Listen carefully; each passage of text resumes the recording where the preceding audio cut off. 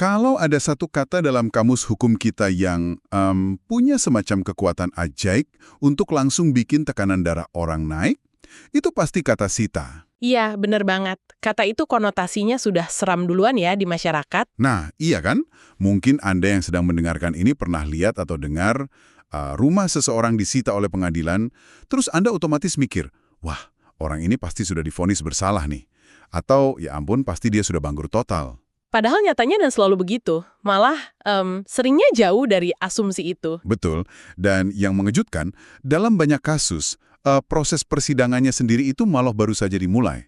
Jadi ibaratnya nih, Anda dilarang masuk ke rumah Anda sendiri, cuma gara-gara ada tetangga yang lapor Anda buang sampah ke halamannya.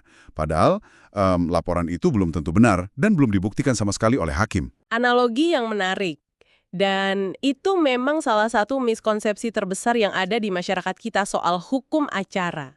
Makanya, hari ini kita bakal membedah tuntas kenapa sih sistem hukum kita punya mekanisme yang kedengarannya sangat drastis ini. Kita akan membedah sebuah dokumen akademis dari Fakultas Hukum Universitas Islam Sumatera Utara atau UISU. Materi ini fokus banget membahas hukum acara peradilan agama di Indonesia. Iya, dan spesifiknya kita akan bahas anatomi dari penyitaan itu sendiri, atau istilah hukumnya beslak. Tepat sekali. Misi kita hari ini adalah membongkar mekanisme penyitaan ini. Dan percayalah, di balik citranya yang menakutkan itu, mekanisme ini sebenarnya menyimpan logika yang sangat pragmatis soal gimana sih manusia itu bertingkah laku kalau lagi merasa terdesak. Oke, mari kita bedah ini. Kenapa kita bisa sampai salah paham begini? Gini, ketakutan masyarakat terhadap kata sita itu sebenarnya berakar dari kesalahpahaman mendasar tentang fungsi waktu dalam hukum. Kita ini kan terbiasa melihat eksekusi sebagai hasil akhir ya kan? Iya, kayak vonis final gitu kan? Nah, padahal sita yang lagi kita bahas ini, yang sering disebut sita jaminan, itu letaknya ada di awal atau minimal di tengah proses persidangan.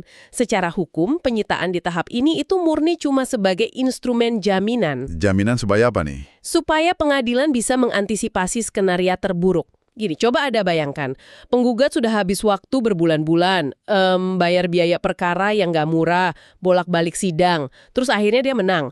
Tapi pas mau dieksekusi, ternyata kemenangannya itu hampa, nggak ada hasilnya. Oh, saya lihat istilahnya di dokumen ini, illusoir ya? Betul, illusoir, kemenangan yang cuma ada di atas kertas. Wait, bisa dikasih gambaran konkret nggak? Gimana ceritanya sebuah putusan pengadilan yang resmi itu bisa jadi cuma sekedar kertas yang nggak ada harganya? Oke, bayangkan Anda lagi menggugat sebidang tanah warisan nih. Tanah ini sekarang lagi dikuasai sepihak sama kerabat Anda. Anda punya bukti kuat dan Anda sangat yakin bakal menang. Sidangnya berjalan lambat dong, makan waktu mungkin 6 bulan. Iya, sidang perdata kan biasanya memang lama ya. Nah, masuk di bulan kelima, si kerabat Anda ini mulai sadar nih. Wah, kayaknya gue bakal kalah nih di sidang. Kalau nggak ada mekanisme sita, apa coba yang bisa menghentikan dia untuk diam-diam ngejual tanah warisan itu ke pihak ketiga? Wah, bener juga. Dia bisa jual, ambil uang tunainya, terus kabur. Tepat. Terus pas palu hakim akhirnya diketuk di bulan ke-6 dan Anda dinyatakan sebagai pemilik sah, tanahnya udah ganti nama, barangnya udah nggak ada, Anda menang di pengadilan tapi yaitu ilusor, nol besar.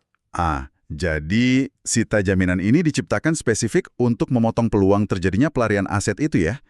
Ibaratnya nih, kita ngikat jangkar di kapal dari awal, supaya kapalnya nggak diam-diam berlayar kabur pas kita lagi ribut di pelabuhan soal siapa yang punya kapal itu. Analogi yang sangat pas, itu fungsi utamanya. Tapi bentar, disinilah saya ngerasa ada kontradiksi pas baca materinya. Dokumen dari UISU ini nyebutin kalau meskipun aset itu statusnya disita, barang itu tuh secara fisik nggak diangkut pakai truk sama pengadilan.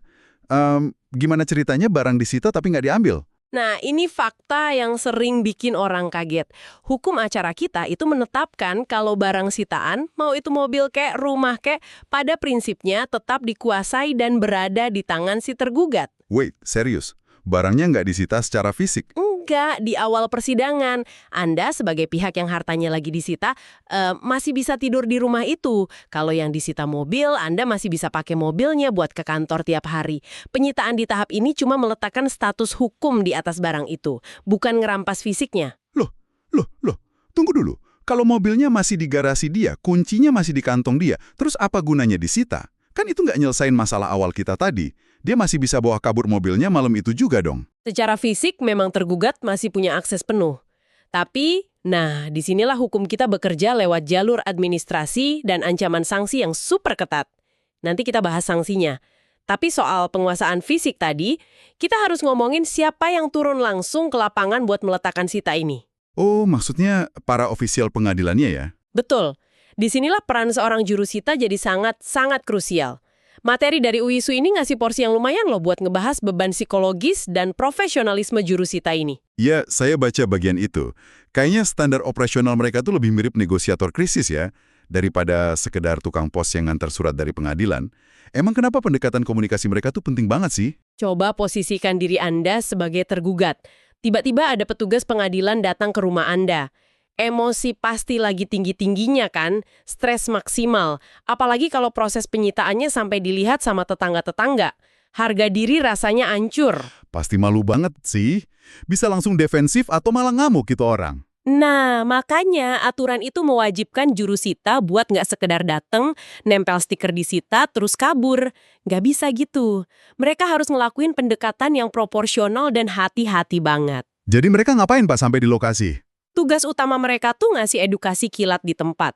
Mereka harus duduk bareng tergugat, ngomong pelan-pelan, dan ngejelasin kalau tindakan ini tuh bukan berarti si tergugat udah kalah. Mereka harus nekenin kalau penjagaan barang ini justru dititipin kembali ke tergugat itu sendiri. Oh, pantesan. Masuk akal sih. Kalau juru Sita datang dan bilang, tenang Pak, Bapak belum kalah kok. Mobilnya juga masih bisa Bapak pakai buat kerja. Itu kan pasti nurunin tensi banget ya. Jelas, kalau juru Sitanya gagal komunikasi, risikonya fatal. Bisa terjadi benturan fisik di lapangan, atau malah tergugat bawa massa buat melawan petugas. Wah, bahaya juga ya nyawa taruhannya. Oke, sekarang mari kita lihat dari sudut pandang sebaliknya. Dari sisi penggugat. Saya ini kan nggak bisa ya asal datang ke pengadilan terus nunjuk-nunjuk, tolong dong, sita rumah musuh saya itu. Cuma gara-gara saya lagi paranoid? Pasti ada saringan awalnya kan? Apa aturan mainnya? Jelas ada. Hakim itu nggak akan mengabulkan permohonan Sita cuma berdasarkan feeling atau ketakutan subjektif yang nggak ada dasarnya. Jadi apa syarat sahnya supaya hakim bilang oke? Penggugat harus bisa ngasih alasan yang objektif dan rasional. Kalau merujuk ke teks hukumnya, penggugat tuh harus bisa nunjukin indikasi atau fakta yang beralasan bahwa tergugat ini emang lagi cari-cari akal buat menggelapkan atau menyembunyikan hartanya. Nah, kata indikasi ini agak licin ya. Gimana cara kita ngebukti niat orang? Kita kan nggak bisa baca pikiran si tergugat yang niat mau nggelapin aset. Bentuk pembuktian kayak apa yang bisa diterima sama hakim? Biasanya hakim akan melihat perilaku sirkumstansial yang kelihatan mata. Contohnya gini, penggugat bawa bukti screenshot dari internet yang nunjukin kalau tanah sengketa itu tiba-tiba diiklankan di situs jual beli properti padahal sidangnya lagi jalan. Wah, itu sih red flag banget ya. Ketahuan mau dijual cepat? Banget. Atau contoh lain, ada saksi mata yang lihat tergugat mulai mindah-mindahin perabotan mahal dari rumah sengketa pakai truk malam-malam. Atau dia tiba-tiba narik uang tunai miliaran dari rekening yang lagi disengketakan. Oke, jadi harus ada aksi nyatanya dulu ya, bukan cuma dugaan kosong. Betul, bukti-bukti awal ini yang bakal dinilai sama ketua pengadilan atau majelis hakim. Dan selain itu, secara prosedural, hakim juga harus ngelihat probabilitas dari gugatan awalnya. Gugatan ini masuk akal nggak? Kalau dari awal gugatannya udah ngawur, ya permohonan Sitanya otomatis ditolak. Masuk akal. Terus secara timeline, kapan persisnya saya sebagai penggugat bisa ngajuin permohonan ini? Harus di sidang pertama, atau bisa pas udah jalan di tengah-tengah? Dan oh ya, di dokumen ini ada disebut-sebut aturan HIR dan RBG. Itu apaan sih? HIR sama RPB itu pada dasarnya adalah Kitab Hukum Acara Perdata Warisan Kolonial Belanda yang memang secara historis masih kita pakai sampai detik ini. Oh, masih pakai hukum Belanda ya kita? Iya, bedanya cuma wilayah berlakunya aja. HIR itu buat Jawa dan Madura, kalau RPB itu buat di luar Jawa dan Madura. Tapi kalau soal substansi penyitaannya sih hampir sama persis. Tersoal waktu pengajuannya gimana? Untuk waktunya, permohonan sita jaminan ini bisa diajuin kapan aja selama proses persidangan itu masih berlangsung di pengadilan. Batas akhirnya adalah sebelum putusan itu memiliki kekuatan hukum tetap atau istilahnya inkrect. Berarti selama belum ada putusan final yang nggak bisa diganggu-gugat, pintunya masih terbuka lebar ya? ketat. Tapi kalau bicara praktek di lapangannya nih, advokat-advokat yang udah pro biasanya nggak mau nunggu. Mereka langsung nyelipin permohonan sita jaminan ini di dalam dokumen surat gugatan awal mereka. Oh, biar aman dari hari pertama ya. Malas ambil risiko nunggu sidang berbulan-bulan terus kecolongan. Betul sekali. Ngapain ngasih kesempatan lawan buat bermanuver kan? Oke, nah sekarang saya mau narik perhatian Anda semua ke satu bagian dari dokumen ini yang asli bikin saya kaget banget. Dari tadi kan kita ngomongin sita dalam konteks dua pihak yang lagi musuhan berat ya, kayak sengketa warisan atau utang piutang. Tapi materi dari peradilan agama ini ternyata punya satu pengecualian yang menarik banget.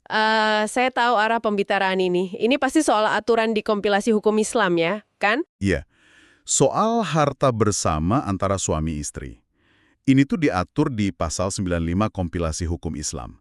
Atau KHI, tolong koreksi kalau saya salah tangkep, tapi di pasal itu dibilang kalau suami atau istri bisa ngajuin sita ke harta bersama mereka tanpa harus ngegugat cerai dulu. Anda sama sekali nggak salah tangkap. Memang begitu bunyinya di ayat 1 pasal 95 KHI. Ini tuh salah satu instrumen hukum keluarga yang paling unik dan spesifik di Indonesia. Asli, ini mind-blowing sih buat saya. Pemahaman saya gini, berarti mereka ini masih sah nikah, masih tinggal serumah bareng, nggak ada niat mau cerai, tapi yang satu tiba-tiba minta pengadilan buat ngebekuin aset pasangannya. Syaratnya apa coba bisa kayak gitu? Syarat utamanya adalah kalau salah satu pihak ngelakuin perbuatan yang ngebahayain harta keluarga. Contohnya, tiba-tiba pasangannya jadi tukang mabok, atau gila judi, atau borosnya udah nggak masuk akal sampai ngancem masa depan anak istri. Jadi pengadilan bisa turun tangan mengunci aset biarpun nggak ada perceraian. Betul. Gini, konsep ini emang sering bikin orang awam bingung. Kan biasanya sita itu identik sama permusuhan dan perpisahan ya. Tapi dalam konteks hukum acara peradilan agama, filosofinya itu bergeser. Bukan lagi sekedar nyelesain sengketa orang luar, tapi soal perlindungan institusi keluarga. Oh, jadi niat hukumnya justru mau menyelamatkan keluarga itu ya? Tepat. Hukum Islam itu kan melihat harta bersama sebagai fondasi kesejahteraan keluarga. Buat makan, buat sekolah anak-anak. Kalau salah satu pasangan mulai impulsif, apalagi zaman sekarang nih, lagi marak banget kan kecanduan judi online. Wah iya bener, itu lagi parah-parahnya tuh sekarang. Habis hartanya bisa-bisa. Nah, karena itu, hukum nggak memaksa pasangan yang waras ini untuk nunggu sampai uangnya habis tak tersisa, atau maksa mereka buru-buru cerai cuma demi nyelamatin aset. Mereka bisa tetap nikah, tapi keran keuangannya dikunci sama pengadilan. Filosofinya mulia sih, tapi tunggu dulu. Ini di kepala saya langsung muncul skenario ngeri nih. Aturan pelindung kayak gini kan rentan banget dipelintir jadi senjata. Bayangin, suami istri lagi berantem hebat gara-gara masalah sepele. Istrinya lagi emosi tingkat dewa, terus dia iseng aja pergi ke pengadilan agama, nuduh suaminya gila judi online, biar rekening suaminya dibekuin sebagai bentuk balas dendam. Apa yang mencegah hukum ini disalahgunakan kayak gitu? Kekhawatiran Anda itu sangat valid. Dan percayalah, di ruang sidang peradilan agama, hal-hal kayak gitu sering banget jadi bahan perdebatan sengit. Hakim itu sangat sadar soal potensi penyalahgunaan pasal ini. Terus, filter hakimnya gimana dong supaya nggak asal stempel? Beban pembuktiannya tetap full ada di pihak yang memohon. Permohonan sita pasal 95 KHI ini nggak bakal otomatis dikabulkan, cuma modal datang nangis-nangis di pengadilan atau cuma laporan lisan. Pihak yang ngajuin harus bawa bukti yang sangat solid. Bukti solid itu bentuknya kayak gimana di kasus rumah tangga gini? Misalnya, bawa mutasi rekening bank yang nunjukin ada aliran dana yang masif dan terus-menerus ke platform perjudian.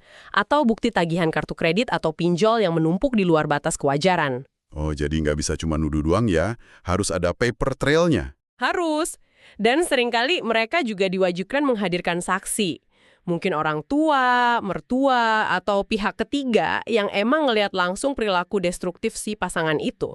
Jadi, walaupun syarat tanpa gugatan cerai itu mempermudah akses buat minta perlindungan, gerbang masuknya tuh dijaga ketat banget.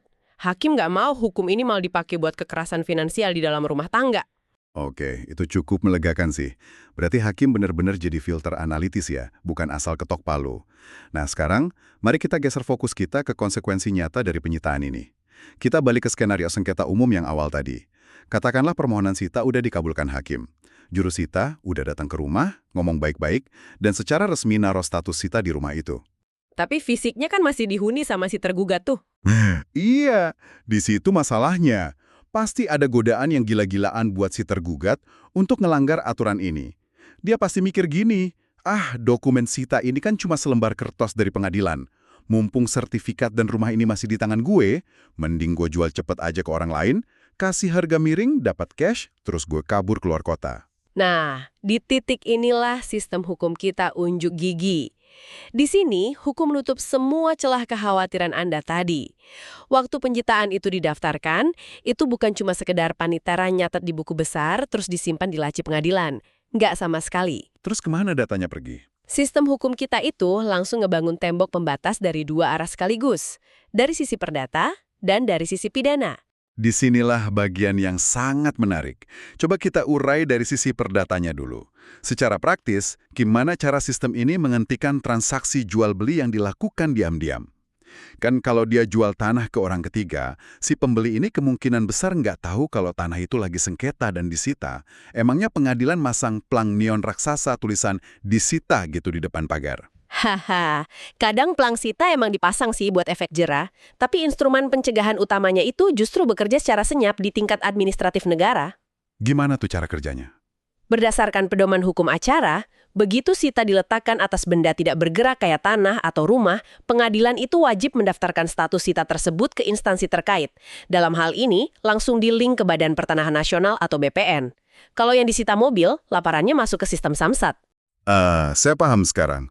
Jadi data sitanya langsung nge-log di database pencatatan negara ya? Tepat sekali. Jadi bayangin skenario Anda tadi. Si tergugat yang licik ini bawa calon pembeli ke kantor notaris atau PPAT buat bikin akta jual beli. Nah, notaris itu kan wajib hukumnya ngecek sertifikat ke BPN dulu sebelum transaksi. Dan pas dicek, Pas dicek, sistem BPN akan langsung ngasih red alert bahwa aset ini lagi diblokir pengadilan karena status sita. Notaris yang waras dan mau jaga izin prakteknya nggak bakal berani nerusin proses akta jual beli itu. benar juga. Tapi, gimana kalau mereka main kotor? Katakanlah mereka bikin transaksi di bawah tangan. Atau malsuin dokumen gitu biar lolos. Nah, kalaupun mereka senekat itu, hukum perdata kita punya tameng terakhir. Hukum menyatakan dengan tegas kalau semua transaksi yang objeknya adalah barang sitaan, itu otomatis batal demi hukum.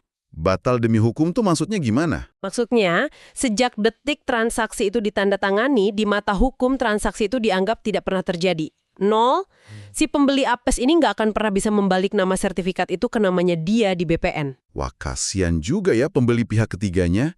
Dia udah keluar duit banyak, tapi hak miliknya nggak pindah. Ini pelajaran penting nih. Makanya jangan pernah beli properti tanpa ngecek ke lembaga resmi. Tapi wait, itu kan baru sisi perdatanya ya. Di materi ini ada dibahas juga soal konsekuensi pidananya.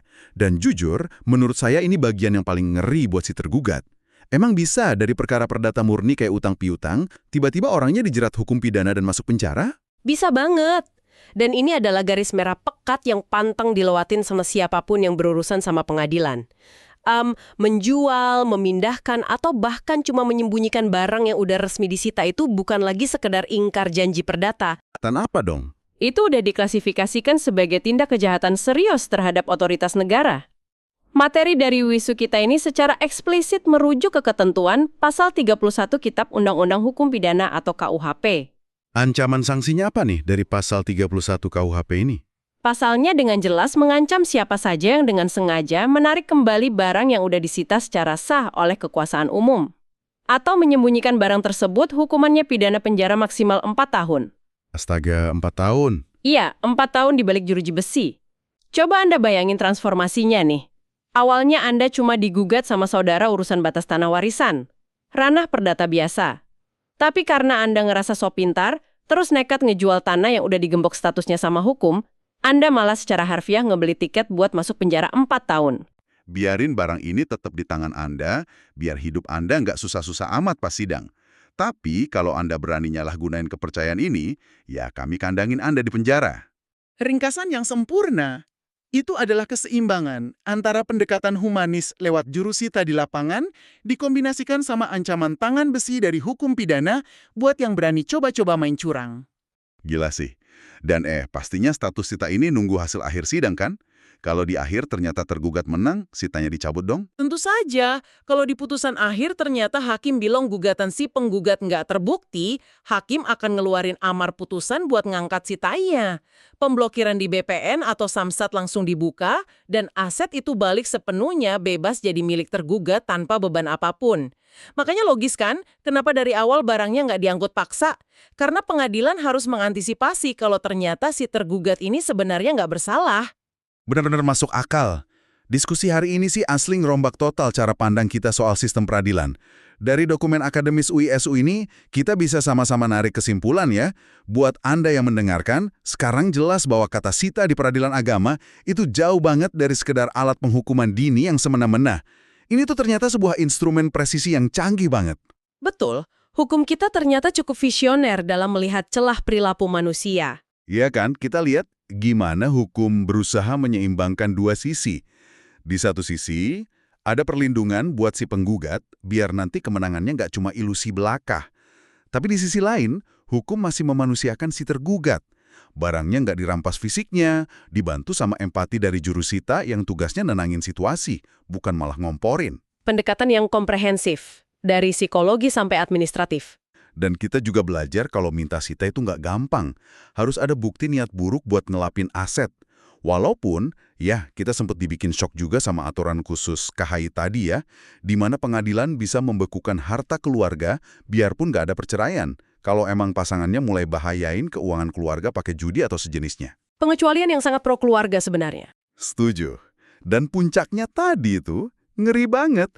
Di balik kelembutan kompromi jurusita, ternyata ada ancaman penjara 4 tahun dan pembatalan transaksi yang siap melibas siapa aja yang nekat ngeremehin otoritas negara. Nah, sebelum kita benar-benar menutup obrolan kita hari ini, ada satu pemikiran yang terus-terusan mengganggu pikiran saya sepanjang kita bedah materi ini. Apa tuh? Gini, kehadiran aturan hukum yang super rumit, ketat, berlapis, sampai ada gembok ganda pidana dan perdata ini semua sebenarnya adalah cerminan dari sebuah asumsi dasar tentang natur manusia. Kalau sistem hukum kita sampai harus capek-capek bikin tembok setebal itu, cuma untuk mastiin sebuah barang nggak dibawa kabur, apa coba yang dikatakan fakta ini tentang tingkat kepercayaan kita terhadap sesama manusia pas kita lagi ada di tengah pusaran konflik? Wah, pertanyaan eksistensial nih jatuhnya. Iya kan? Jadi, lain kali, kalau Anda mendengar ada kasus sengketa hukum atau baca berita soal penyitaan aset konglomerat, cobalah renungkan hal ini. Apakah instrumen hukum yang keras ini eksis semata-mata karena kita, sebagai manusia, pada dasarnya memang punya ketidakmampuan alami untuk bisa bermain adil secara sukarela kalau kita lagi terancam bakal kehilangan segalanya? Sebuah perenungan yang sangat pas untuk menutup sesi ini. Terima kasih sudah menemani sesi bedah materi yang sangat dalam kali ini. Semoga wawasan dari obrolan ini membekali Anda semua dengan kacamata baru saat melihat dinamika hukum di sekitar kita. Sampai jumpa di penelusuran berikutnya.